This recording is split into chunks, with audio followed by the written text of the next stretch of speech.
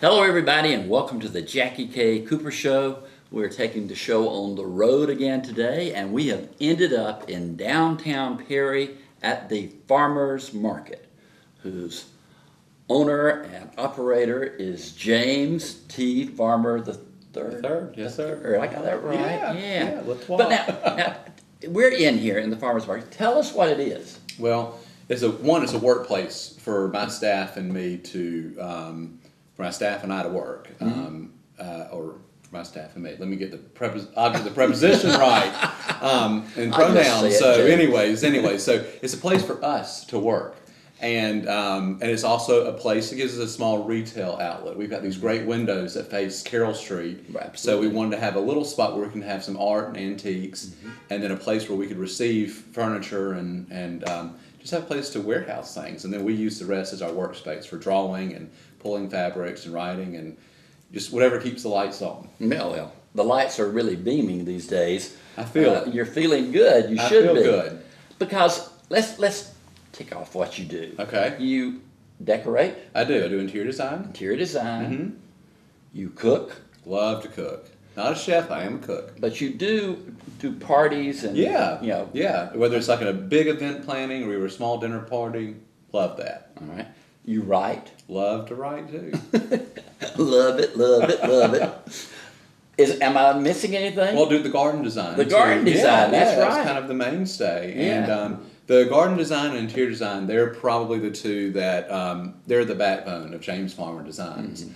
And I'm fortunate enough that I'm at a tipping point where the books and speaking engagements and that thus book tour have started to take over, and I'm able to go places like Chicago and Omaha and New York and California. That was a fun one. I read all about it. I ate my way through Napa. Yeah. I did. Because you were out in Napa Valley, California, because you were the spokesman for the Camellia Society. That's right. And the Camellia Society, they're right here, in right Fort in our Valley. backyard in Fort Valley.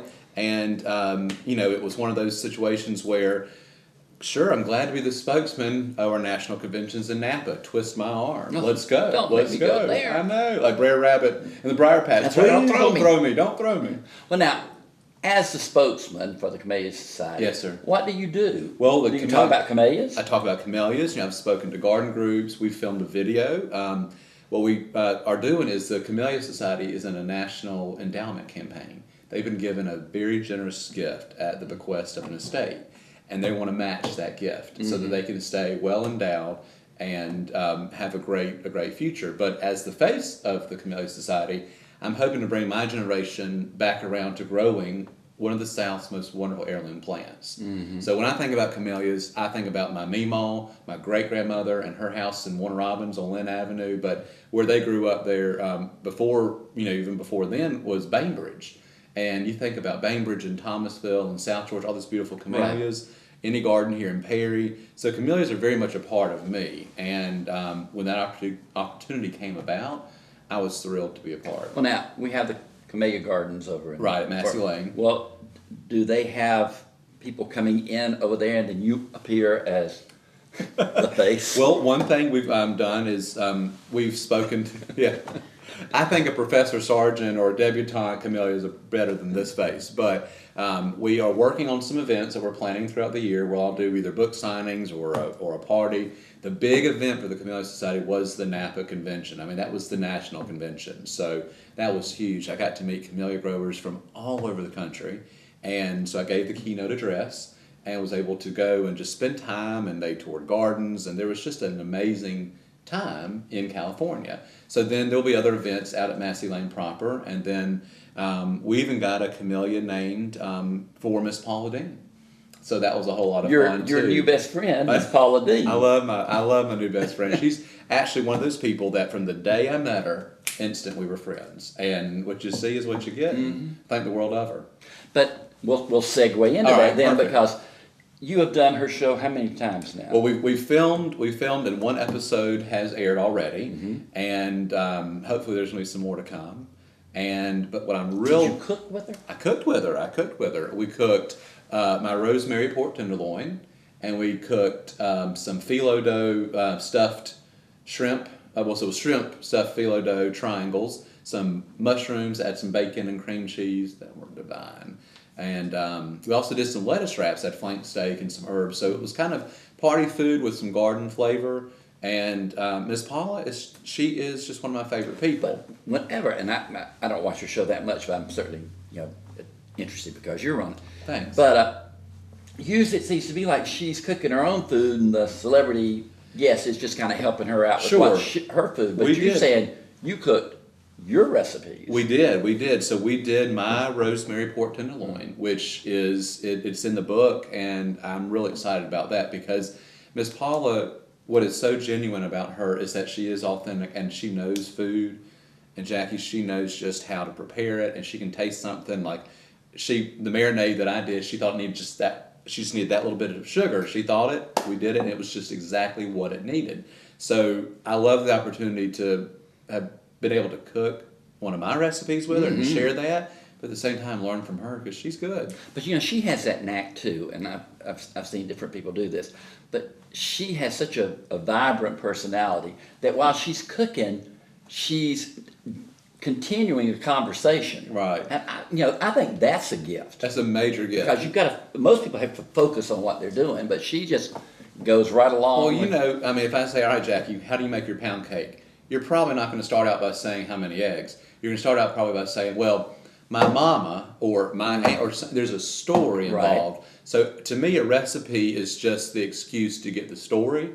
And Miss Paula does the same thing. Mm-hmm. So I'm really thrilled that we could talk about my Mimi and my granddaddy while I was filming with her. Mm-hmm. And they even showed a picture of Mimi on the. So now Mimi's world famous. And as well she should be. As well she should be. And she said she's finally outshone granddaddy. He's in the shadows. But I love that opportunity to be able to cook and talk with her. Where did they film? Does she film at her home or she does. Studio? She has a home studio, so she has a studio there in Savannah, and she actually lived in that house for years, and now she lives in a house just down the street. But that house now is just studio and filming. Well, dumb me asked the question. How did she know about you? The wildest thing. Not that you aren't world famous. But every blind pig finds an acorn. Miss Paula has an assistant and creative director named Brandon Branch. Mm-hmm. Brandon is a good friend of mine.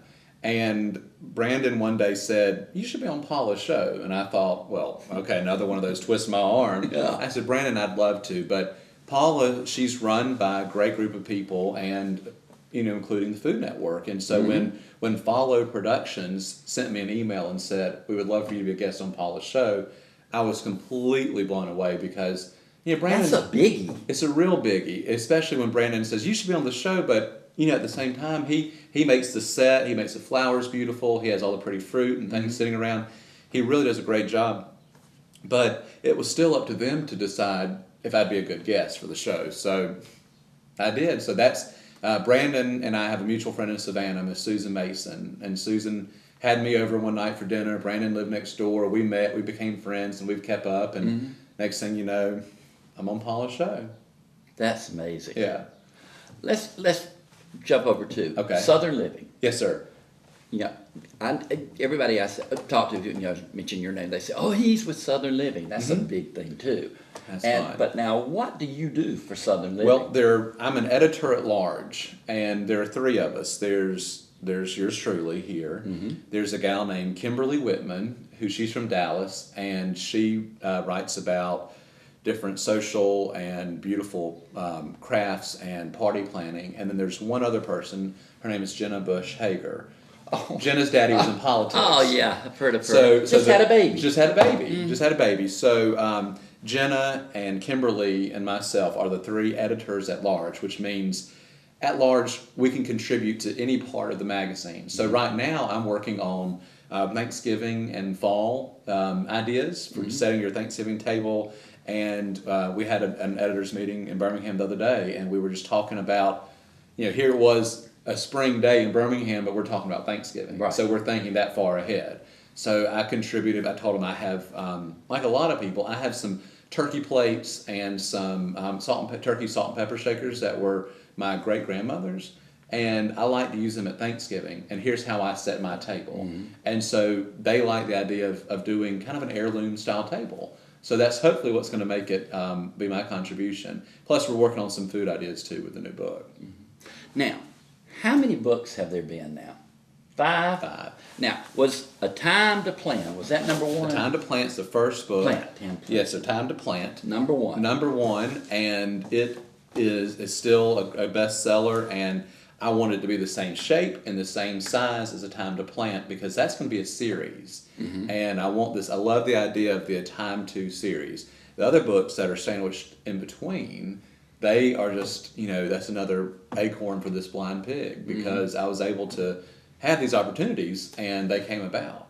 So the other one, so you have A Time to Plant, Porch Living, Sip and Savor, Wreaths for All Seasons, which is a holiday wreath book, and then the latest one, A Time to Cook. A Time to Cook. And this is very, very Middle Georgia centric. It's got a lot of Middle Georgia people, places, recipes involved. Those are Pearson Farm peaches on the cover and jalapenos on the back from my garden, the jalapeno cornbread. That's cornbread. Isn't that your granddaddy's That's granddaddy's recipe, but I added the jalapenos and my Mimi and granddaddy cornbread, that's a legendary story in my family. Does everybody in your family cook? No, not all of us. No. Granddaddy only cooks cornbread and sweet potatoes. That's his contribution. That's his contribution. The main cook, Mimi and Mama and Aunt Kathy cook, and then I was fortunate enough, Miss Mary, who cooked with my family. Miss Mary taught me a whole lot about cooking, and I've got pictures in the book of Mary and me making biscuits. So it's a lot of fun. So you just had a knack for it, James. I did. Jackie, I tell people this all the time. My parents gave me what I feel like is one of the best gifts a parent can give a child. And that is that they loved and unconditionally supported what they saw was a passion. And they saw that this passion was with beauty, and that the beauty wasn't just, oh, he appreciates a pretty thing. It's that he appreciates where that comes from. So if it's a pretty flower, but where did the flower start? What made it grow? Was it a seed?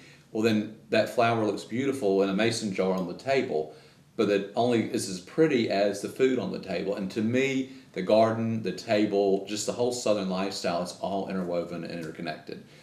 But in addition to having the talent, you've got to have a good taster because you've got to know what tastes good. You've got to have a good eye to see what blends together and goes. Well, I mean, it's a whole amalgam of I'll things. give you, it is an amalgam of things. Granddaddy's mama, my granddaddy, y'all are Yes. good friends, and Granddaddy's Hello, mama, hey Granddaddy, we have 2 naps now. Yes, We'll baby segue. nap. There's the baby nap, so we've got big nap and little nap, but little nap's getting pretty big. But not up to granddaddy's size yet. Exactly, not yet. But my granddaddy's mama, I didn't know her. She was my great grandmother, but they call me her seed corn. So when you have corn that's out in the field, that corn kernel can drop 100 kernels, and 10 of them may be just like the mama plant. 10 of them may be completely different. Some may be short, some may be tall, some may be sweet, some may be more bitter, but that's what they call seed corn. Not necessarily is it going to be uniform. And you'll see that in a cornfield where you may have some that are super tall, some that are short. Generally, they're uniform, but you have some variance.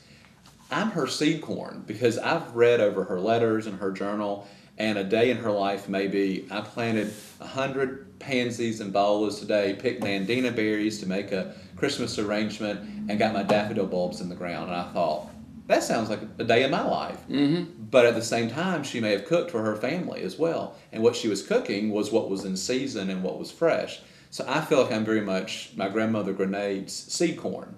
Now, I have lots of other genetics in me, so the farmers, we got our name somehow. And I think farming is still very much a part of who I am. So I look at it and think, I didn't choose my eye color, neither did I choose this. It's who I am. It's a gift. It's a gift, absolutely. Tell me what a typical week is like for you. Because I know you travel a lot. I travel a lot. You have this place here. I have this place here. This is my sanctuary. And this is your place of operation. It is. I love being downtown Perry. I love that I can walk to lunch. that I can walk to the bank, I can walk to the drugstore, I can walk to to friends and pick up a present. I love that that opportunity, because when I'm in Chicago, Atlanta, Omaha, New York within the span of 3 weeks, something about being parked in my hometown and be able to walk around is so nice. Plus, you always have a place to come home to. Always do, always do. So this is definitely kind of my epicenter, But world headquarters. who books all of your events? Do you do it on your own? I know you've got people who work for you. I do. I've got a great staff. You do. I You have really do. Laura Lynn and Sammy and Kaylee and Jason, and so the 5 of us, when we're all in the office together, we can just get it done. And in fact, when the Methodist Church bells ring at 5 o'clock, I'm a little bit sad, because to me it's not work. It's so much fun. I know they're thrilled when those bells ring, because they can go get out. home. They're gone. Be gone. We got to leave this crazy man. But what I love about having this epicenter here in Perry is that, yes, I travel a lot, but Perry's about 2 hours from everything. If I need to be in Savannah, 2 hours and some change. Atlanta, quickly. If I need to be in Columbus or Auburn or Montgomery, this is a great location for me. Or if you fly out, you go to If Atlanta. I fly out, there I you go go. to Atlanta, and there I go. So it's very, very easy. But I'll tell you this much: the more I travel, the more I appreciate home. And I've seen some great places and met some great folks, but I love being home. And to me, this is that testament. But if somebody wants you to speak at something, Sure. who do they just call you up Well, direct and say, James, you want to speak? I'm telling you what, jamesfarmer.com is a great place. And so a lot of people, and this is the best advertisement, you can put a billboard up on I-75, or you can do a jam-up, jelly-tight job at a Garden Club of America group in Chicago, and then they'll tell their friends in Dallas, who'll tell their friends in Topeka, Kansas, or California, or New York. And to me, it's all about word-of-mouth advertising. Networking. So whether it's the Camellia Society or a Garden Club of America group or the Master Gardeners, you speak to a great group, they're full of great people, and they're going to tell other great people. And that's one great thing about social media. Absolutely. I mean, Facebook is huge. It is amazing. So now, are you on Twitter? I am. I'm on Twitter. All Things Farmer is my handle. That's also my blog. And I tell you, Jackie, this is what I love. I've written 5 books. I write with Southern Living. I've been on Paula's show, the Today Show, do fun things. I got recognized at the Chicago O'Hare Airport because of my blog. And Are you kidding me? I was so thrilled. This lady came up to me and she said, "Are you James Farmer?" And I thought, what I do? And she said, "You write a blog, don't you?" And I said, "Yes, ma'am, I do. I don't update it as much." And the blog did it. And that was so amazing to me, because so many people see that part, whether they found it through Pinterest or Facebook, some kind of social media. Maybe I tweeted something and they thought, "Oh, that was kind of fun." And that was very, very interesting to me. So to me, Facebook and Instagram and Twitter and Pinterest, they're all vital important. You really can't have a business anymore without social media. It's a vibrant part of our business. Are you still keeping in touch with our friend Deborah Roberts? Absolutely. I emailed Deborah not too long ago. She and Al, I was supposed to see them when I was in New York last. Al Roker. And Deborah has a story and a time to cook. And I was just so sick. I got an email that Al had to, he got a Today Show assignment. So he had to reschedule with me. And I thought, okay, if you're rescheduling because of something, flawney, I might have been upset. But a Today Show assignment, that's a good get out of jail free card there. Absolutely. So, anyways, but I love talking to Deborah, and thrilled she has a little blurb in Time to Cook. You've been on Paula's show. I know Deborah hosted an event. She did in New York. In New York, and you're with Jenna Bush Hager working together At Southern Living. What other celebrities have you met? Can you think? Well, I meet a lot of design celebrities, like interior designers and floral designers. So I get to meet a lot of those, which to me, those are rock stars. In New York, I was able to meet several magazine editors of other magazines, which is fun. But when the Today Show is where you really, really meet people. So Kelly Clarkson, 50 Cent, who's a prince of a guy. One of the most, he makes a suit look good. I'm telling you, he smelled so good. I said, 50, I said, "What do you have on?" He said, "It's my blend of cologne." And anyway, so got to meet great folks. And I tell you who else I met. I got to see a Broadway play, Cat on a Hot Tin Roof. And Benjamin Walker was in it. And he is from Cartersville. Georgia? Well, Cartersville, Georgia. And I have some friends from He was Cartersville. in Abraham Lincoln Vampire Killer. Exactly. And he was in Bloody Bloody Andrew Jackson. Yeah, on Broadway. And he was married. He was married to Mamie. Daughter. And anyways, but Benjamin is a prince of a guy, and he's one of those guys that I got to stand outside the theater and meet him and got to talk about, hey, we know the same people from Cartersville? I did not know he's from Cartersville. Super guy. But that was when he was with Scarlett Johansson. She was playing Maggie the Cat. She played Maggie the Cat, and he played Brick, and I thought the play was good. I thought Benjamin was excellent. Uh-huh. Now, I gave it a tough review because I talk like a Southerner. Mm-hmm. So I thought the accents were good, but they may have been a little bit exaggerated, but Benjamin was on par. Well, he came back naturally then. Exactly. What about the future, James? Where do you want to go? Do you have a crystal ball and can tell me? But you've always got something going on in your do. head. I know that, but I know some things you don't want to talk about because... One I just don't know. On some things. But more books? More books. We've got more books coming. The Time To is going to be a series, so we'll have some more Time To, and then don't be surprised if one of the next books has to do with entertaining and cooking, that kind of combo, but very Southern. So we've got a rough title in the works that I can't wait for it to come out, and I'll tell you. I'll tell you later. But so more books, more TV. And I'll tell you something that we're about to launch. Our own Food Network show.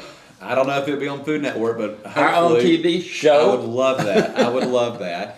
You've got your own show, and you know how fun it is. It is fun. We're working towards that. Well, I always think, you'd be such a natural to do something like Thanks. that. You would. Honestly, Thanks. come on. I would love to.